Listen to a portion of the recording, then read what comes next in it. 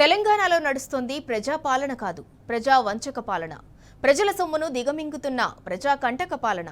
ఎందుకు ఈ మాట అనాల్సి వస్తుందంటే, టెండర్ ధాన్యం మాటున పౌర సరఫరాల శాఖలో కోట్లు కొల్లగొట్టేందుకు కాంగ్రెస్ పెద్దలు ప్రణాళికలు రచించారు.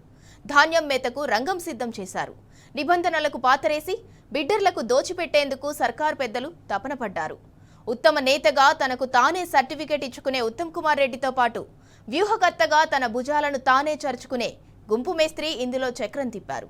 కార్పొరేషన్ను నిండా ముంచేసి 1100 కోట్ల రూపాయల భారీ కుంభకోణానికి పక్కా స్కెచ్ వేశారు. దీని వెనుక కాంగ్రెస్ ఇతర పెద్దలు, మధ్యవర్తులు, వ్యూహకర్తలు పక్కాగా పావులు కదిపారు. టెండర్ ధరకు అదనంగా 413 కోట్లు వసూలు చేసి అందులో నుంచి నాకింత నీకింత చొప్పున పంపకాలు చేసుకున్నారు. ఇంతకీ ఈ స్కామ్ వెనుక జరిగిన తతంగం ఏంటో ఇప్పుడు చూద్దాం. తెలంగాణ తెల్లబోయే కుంభకోణం ఇది. పౌర సరఫరాల శాఖలో జరిగిన 1100 కోట్ల స్కామ్. సీఎం రేవంత్ రెడ్డి తెరలేపిన కుంభకోణాల్లో ఇదొకటి. ధాన్యం కొనుగోలు టెండర్లలో ప్రజాధనాన్ని దిగమింగిన వైనమిది. ఇందుకు సూత్రధారి గుంపు మేస్త్రి అయితే, పాత్రధారి పౌర సరఫరాల శాఖ మంత్రి ఉత్తమ్ కుమార్ రెడ్డి. దీనిపైనే బీఆర్ఎస్ పోరాటం చేస్తోంది. బీఆర్ఎస్ వర్కింగ్ ప్రెసిడెంట్ కేటీఆర్ దీనిపై ప్రభుత్వాన్ని నిండు సభలో నిలదీశారు. మాజీ ఎమ్మెల్యే పెద్ది సుదర్శన్ రెడ్డి అలుపెరగకుండా దీని వెంట పడుతున్నారు.